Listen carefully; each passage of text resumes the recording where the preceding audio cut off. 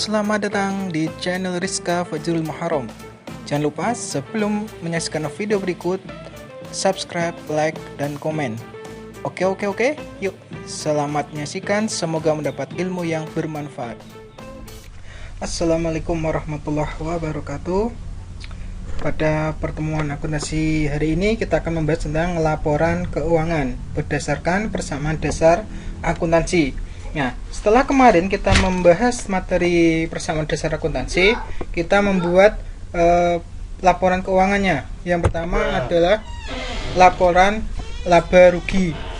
Yang kedua, kita nanti akan bahas tentang laporan neraca. Yang ketiga adalah laporan perubahan ekuitas atau perubahan modal. Dan keempat adalah laporan arus kas. Oke, mari kita simak baik-baik materi hari ini. Yang pertama kita bahas adalah tentang pengertian laporan laba rugi, yaitu laporan yang berisi ikhtisar pendapatan dan beban selama periode tertentu.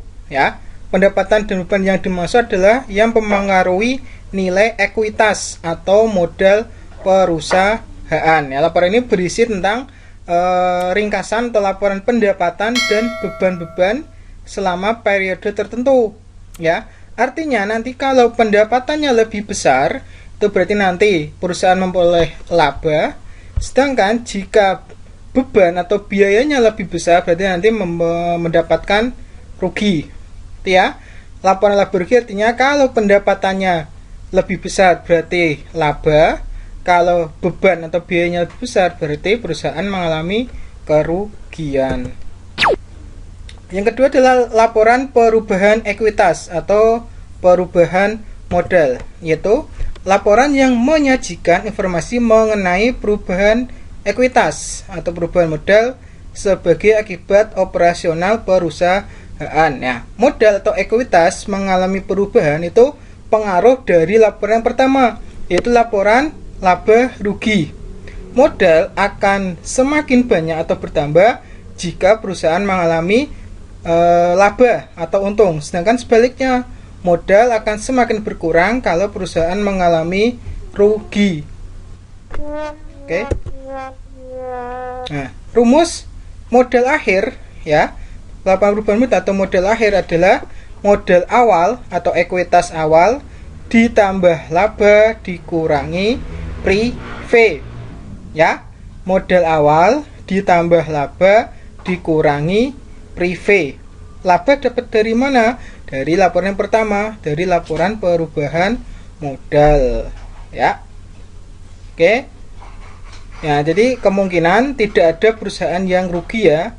Makanya di sini rumusnya pakai laba. Tapi kalau nanti di soal kok perusahaan mengalami kerugian, berarti bukan tambah laba tetapi modal awal dikurangi laba dikurangi rugi dikurangi prive ya.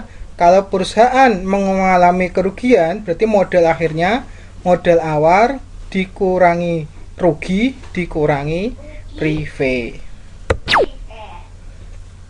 Selanjutnya yang ketiga adalah laporan neraca atau balance sheet. Namanya neraca itu berarti harus seimbang ya, harus nilainya sama. Yaitu laporan yang disusun secara sistematik yang menunjukkan posisi aset, utang, dan modal suatu perusahaan dalam suatu periode tertentu. Nah, namanya neraca ya. Berarti ini sama aja kita menggambarkan aktiva harus sama dengan pasiva atau aset harta itu sama dengan utang ditambah modal atau liabilitas ditambah ekuitas. Balance berarti nilainya harus sama. Dan yang terakhir, laporan kemarin adalah laporan arus kas, yaitu laporan yang menyajikan informasi tentang penerimaan-penerimaan kas dan pengeluaran-pengeluaran kas sebuah perusahaan dalam suatu periode tertentu. Artinya, laporan arus kas di sini mencatat berkaitan dengan uang masuk dan uang keluar, ya, uang masuk dan uang keluar yang mempengaruhi kas suatu perusahaan, ya, baik uang masuk atau uang keluar yang mempengaruhi nilai kas. Oke, dan laporan arus kas itu ada beberapa bagian atau dibagi menjadi, yang pertama adalah arus kas dari aktivitas usaha. Ini bisa berupa dari penerimaan dari pelanggan atau pendapatan usaha, dari pembayaran atau dari pembiayaan, itu ya. Ini arus kas dari aktivitas usaha itu berkaitan dengan penerimaan atau pendapatan dan pembiayaan yang berkaitan dengan usaha yang digelutinya. Misal membayar gaji, membayar listrik, membayar utang, menerima pendapatan jasa atau yang lain, yaitu arus kas dari aktivitas usaha. Yang kedua adalah arus kas dari aktivitas investasi. Nah, arus kas ini biasanya berkaitan dengan pembelian aktiva tetap.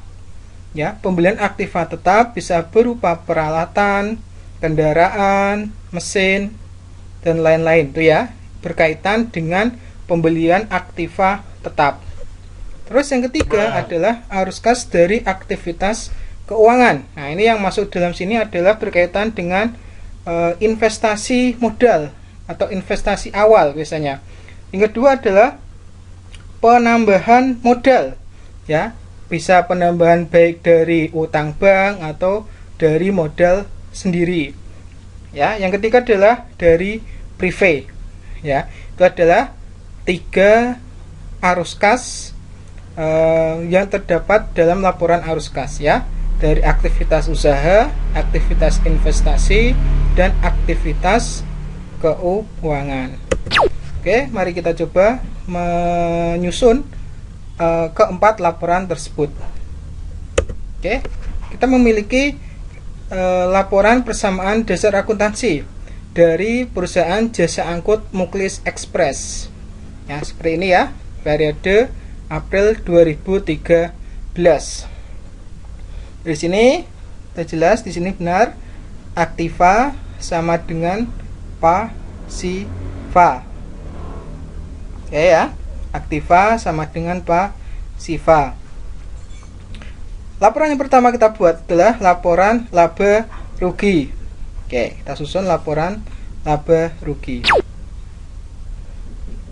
Nah, laporan laba rugi, nah, yang kita catat seperti ini ya. Pertama adalah nama perusahaannya.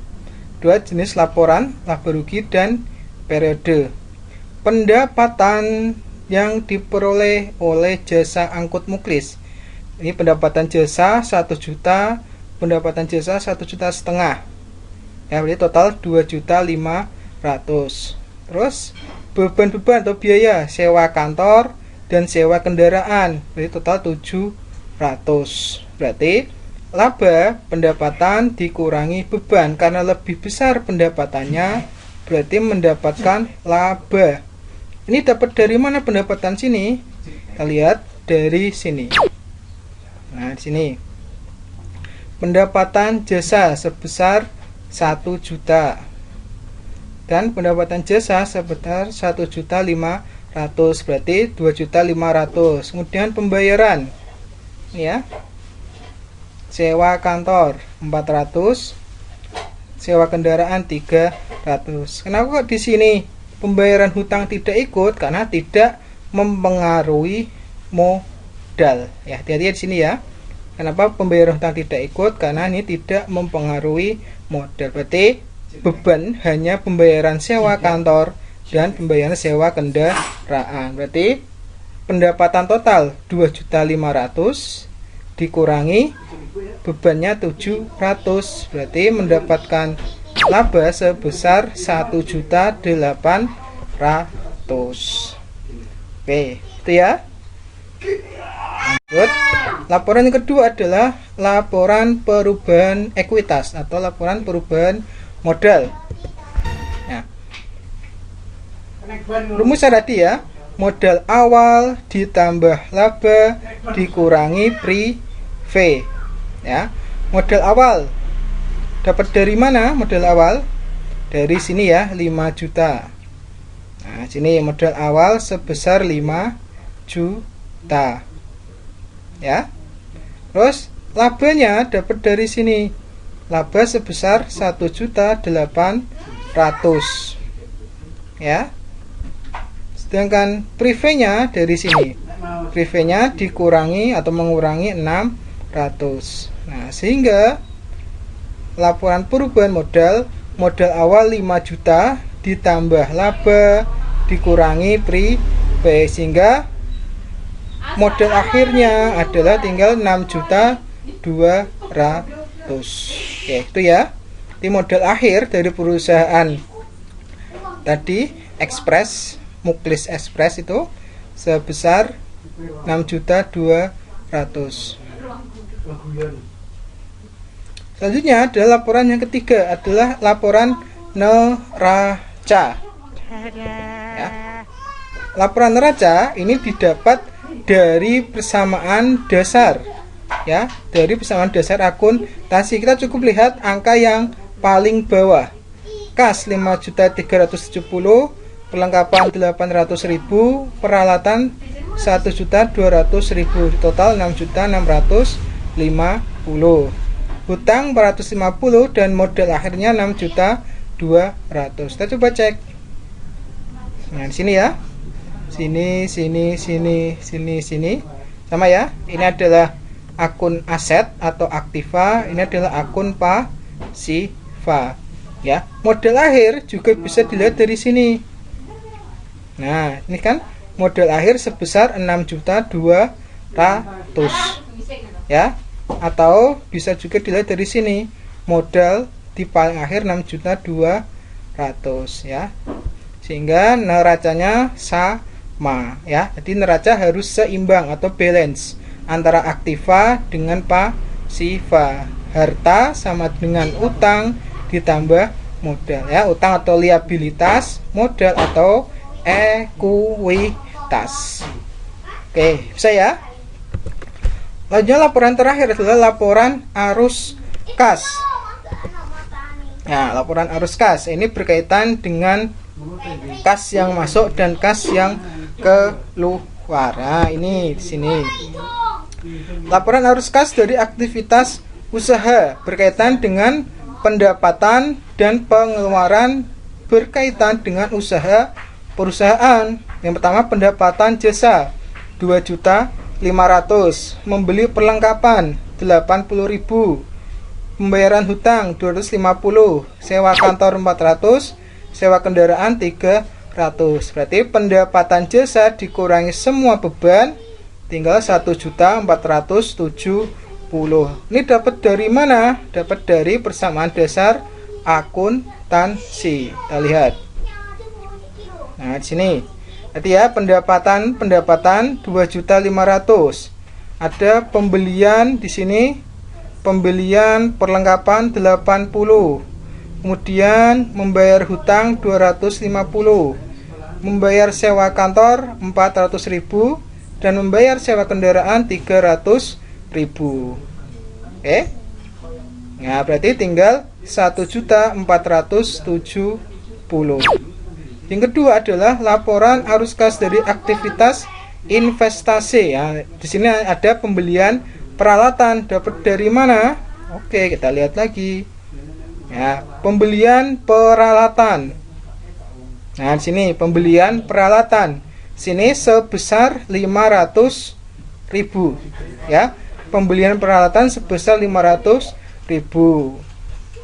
Ya, karena mengurangi berarti diberikan tanda kurung, ya. Tidak usah bingung, kalau ada tanda kurung ini berarti dikurangi. Ya, kalau ada tanda kurung berarti nilainya dikurangi atau mengurangi. Terakhir, arus kas dari aktivitas keuangan. Di sini ada dua, investasi ekuitas dan prive. Nah, untuk yang ketiga ini kebetulan perusahaan tidak menambah modal dari utang. Berarti hanya dua, investasi ekuitas 5 juta dan pengambilan prive 600.000. Total 4.400.000. Kita lihat dari sini. Nah, investasi atau modal awal di sini 5 juta dan prive atau pengambilan prive sebesar 600.000. Oke ya. Nah, berarti dikurangi tinggal 4.400.000, sehingga arus kas bersih tinggal 5.500.000 370. Kita coba bandingkan dengan nilai kas di persamaan dasar akuntansi. Nilainya pasti sama, 5.370. Nah, sama ya, 5.370. Oke, bisa ya? Ya, harus bisa ya. Kalau misalkan belum bisa, silakan diulang-ulang lagi videonya. Oke, terima kasih untuk pertemuan akuntansi pada hari ini. Semoga apa yang kalian simak pada video ini memberikan manfaat buat kita semua. Terima kasih, tetap selalu jaga kesehatan dan semangat belajar di rumah. Assalamualaikum warahmatullahi wabarakatuh.